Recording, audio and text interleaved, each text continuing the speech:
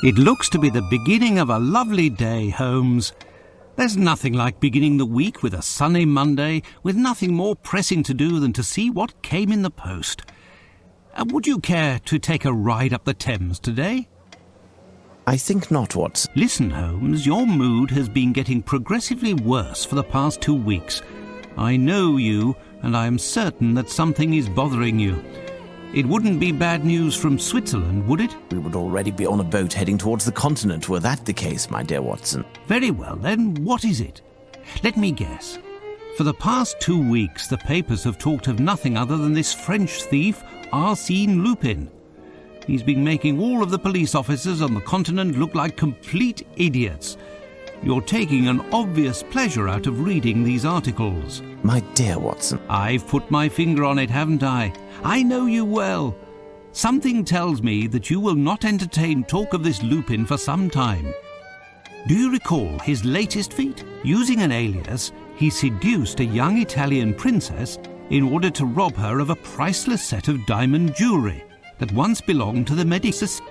These jewels were to be part of the lady's dowry on the occasion of her marriage to the son of a wealthy, influential Sicilian. Finally, our friend, having committed his crime, left word for the local press explaining that there was no other way for the charming lass to escape a marriage of convenience with, I quote, an uncultivated and uncouth boor without the least refinement. Since then, the lady has been confined to a convent, and rumour has it that the two outraged fathers have jointly offered a sum of countless millions of liras for the head, the rest of the body being optional, of the man who is responsible for their dishonour. Are you acquainted with the reputation of the Italian criminal milieu? Why, another letter from the zoo about those missing birds, as if we were going to be running around the whole of London chasing chickens. As I was saying, are you acquainted with the reputation of the Italian criminal milieu?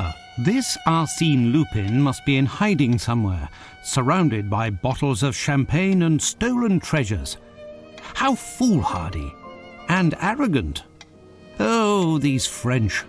However, he didn't pursue this foolishness to the point of risking stepping onto British soil. Has the cat got your tongue, Watson? What?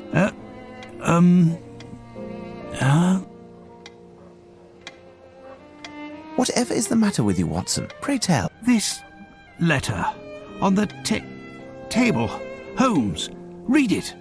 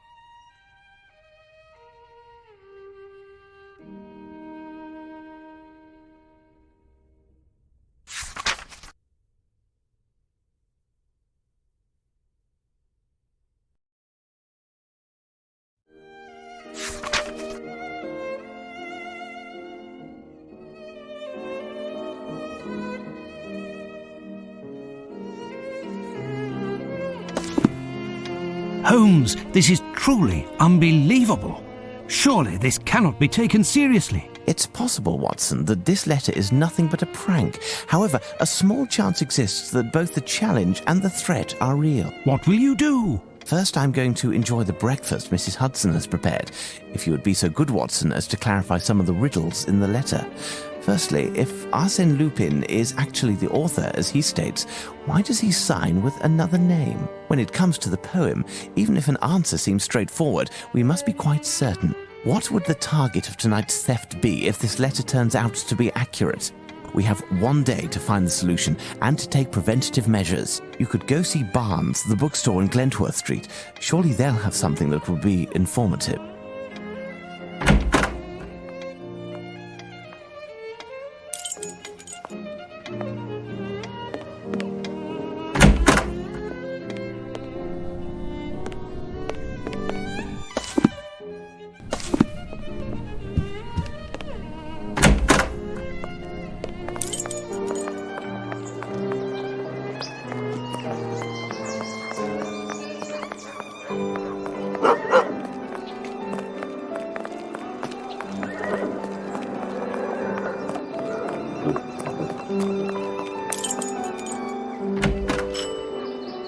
Poor Barnes should hire a cleaning lady. Oh, what a mess.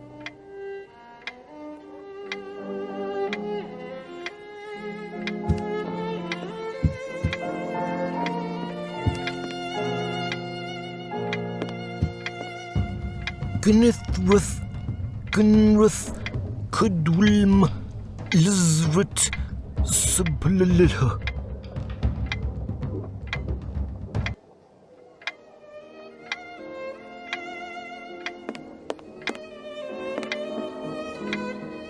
Good day, Barnes.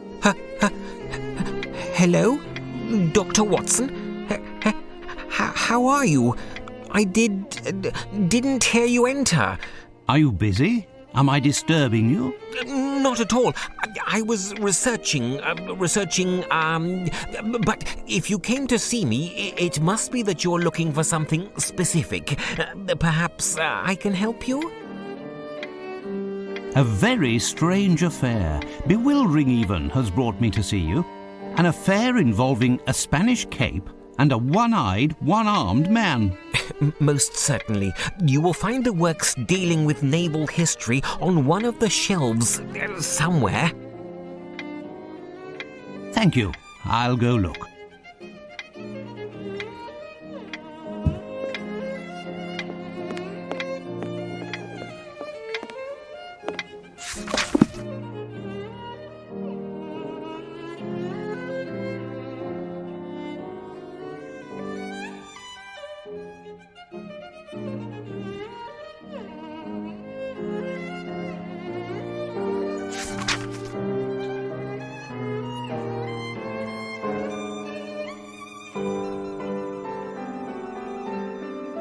Ah, here's my book, The Great English Sailors.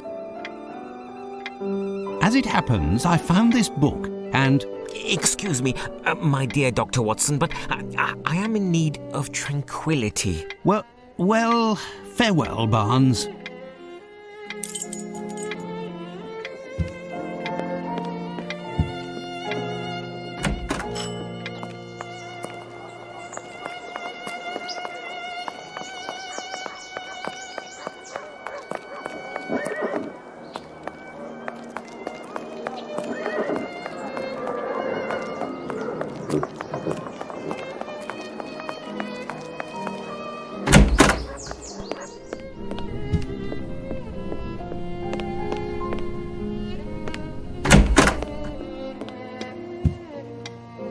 Now tell me, Watson, what progress have you made?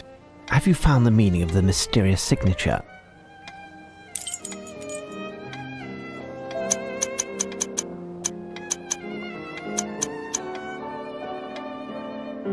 Your intentions are good, Watson, but you've missed everything of importance.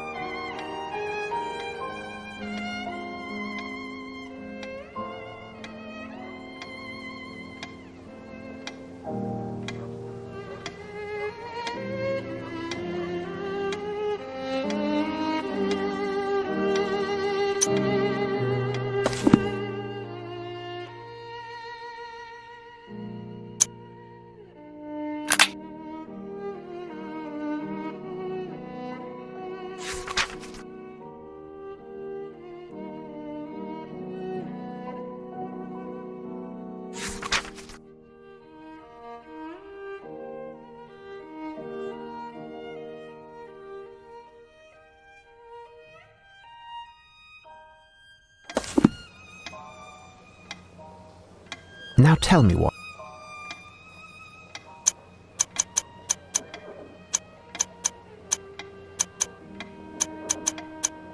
It's an anagram, Holmes.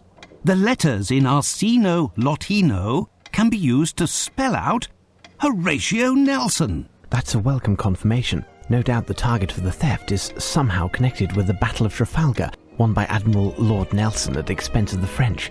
Nelson, who lost an eye and an arm in battle, has a statue high atop a column in Trafalgar Square. It says that the object of the theft is sitting at his master's feet. There's nothing to steal on this column. We have a map of London here somewhere. Let's see if we can find a site of interest near Trafalgar Square.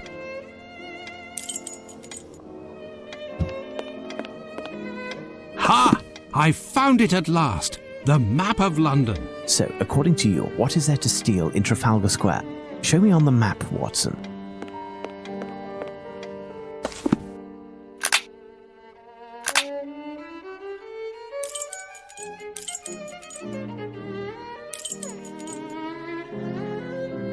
The only location visible is the National Gallery of Painting, which faces the column. Why not? Our man wants to steal a painting, but which one? Watson, shall we head out? Let's take a tour of the National Gallery. While you find us a hansom, I'll send a message to Lestrade to have him join us.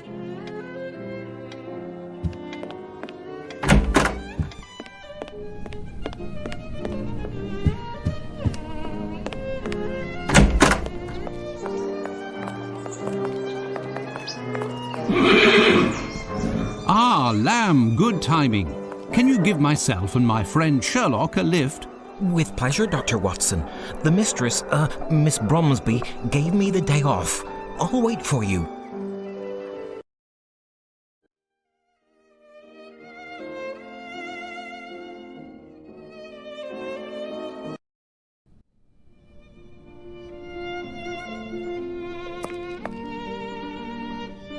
Good afternoon, gentlemen, and welcome to the National Gallery of Painting. As it's such a lovely day outside, you're the only visitors at the moment, and likely will be for the whole day, as the minimum number of people for a guided tour is... We're not here to visit the museum, young man. My name is Sherlock Holmes, and this is my friend and colleague, Dr. Watson. Sherlock Holmes, the famous detective? Indeed, I have reason to believe that a theft is being planned that will take place here, perhaps as early as today. A robbery? I'm not certain, but there is a good reason to believe that is the case. We have contacted Inspector Lestrade at Scotland Yard, and he should be joining us momentarily. Meanwhile, rest assured that we are here in an official capacity. In the meantime, you can certainly help us. One of the paintings will play a part in the matter, but I don't yet know exactly which one. I do, however, have a few clues that should tell something to a specialist like yourself.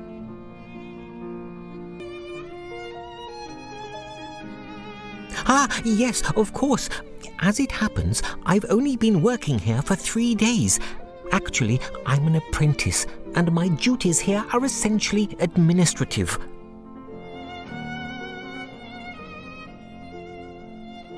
Pray tell, would I be correct in deducing that the elder of the two men that we can see up there is the director of the museum? Yes, that is Sir Pointer. He could certainly assist you better than I, but at the moment he's terribly occupied and will be for some time. But the location that you are proposing is unworthy of my work. All of my pieces are hymns to color and light. It's the very stars, the sun that you want to extinguish. Please understand, dear sir, the entrance hall is reserved for temporary exhibitions. We are able to add more lighting. In that case, you would have to provide lanterns across the whole length of the ceiling, and to use the most refined oil possible. Definitely not gas. And mirrors to reflect the light, along with some canvases in basic colors to bring out the contrasts. We will do all that we possibly can. Nevertheless, I insist that a number of my works must be on the main floor next to the large pieces. But our rooms are already full and, as you know, each has its specific subject. Too much modernism? How can there be too much modernism? Modernism doesn't exist. Only art exists. Art is timeless. Art is cosmic. Well, sir, perhaps we should continue this conversation in my office. Then you must certainly have a ledger of the works that are shown in the museum, with a description of each painting. Yes, Sir Pointer entrusted it to my care this morning so I could familiarize myself with the collection, but I lost it. I know I make a rather feeble archivist, but while I was doing a tour of the museum, the painting that Mr. Pointer is now dealing with arrived, along with cases full of canvases that he had to quickly inventory. The case of the missing ledger. What do you make of it, Watson? Listen, Mr. Palinor, sir. Palinor, my friend and I will make our way through the museum in order to find the ledger. If you lost it while touring the museum and it wasn't back on the desk, then it must be in one of the galleries. Stay here and we will return to see you when we have found it, and not a word of it to the director. Certainly, sir. With many thanks. I will continue to do my inventory and await you. Tell me, young man, would you happen to have a blueprint of the building in order to facilitate the task at hand? Yes. Where did I put it? Oh, yes, here it is. Farewell, Palinor.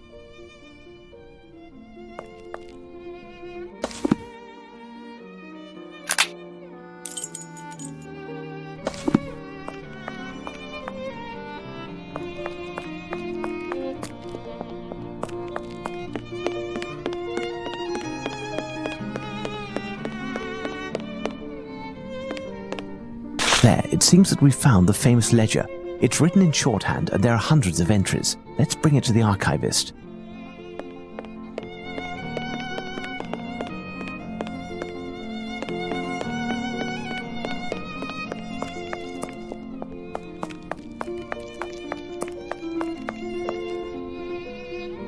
Yes, Mr. Holmes? Farewell, Palinor. Yes, Mr. Holmes? Here is your ledger, my friend. You found it! Many thanks. You won't say anything to Sir Pointer? Rest assured.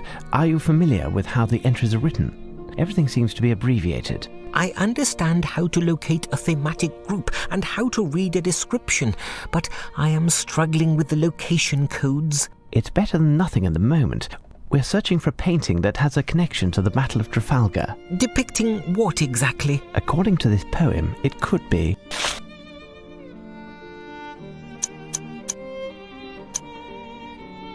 Yes, Mr. Holmes? It might refer to a boat. Its master was Admiral Nelson, and the thief wanted to run it aground. Moreover, the boat would have a French name. Wait, I have a suggestion. A very popular painting, symbolic even, the Fighting Temeraire, a Turner.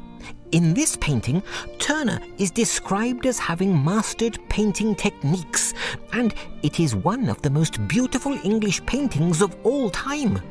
The subject, a boat by the French name of Temeraire, was involved in the Battle of Trafalgar and distinguished itself by protecting Victory, the flagship on board which was... Victory, did you say? Yes, Admiral Nelson was on board.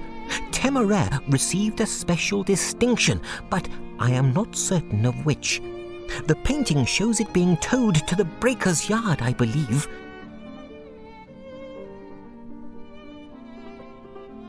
Where would I find it? I don't know. You would have to search through the English works of this century near the west section of the gallery. My thanks, Palinor. Come, Watson, let's take a look at the painting.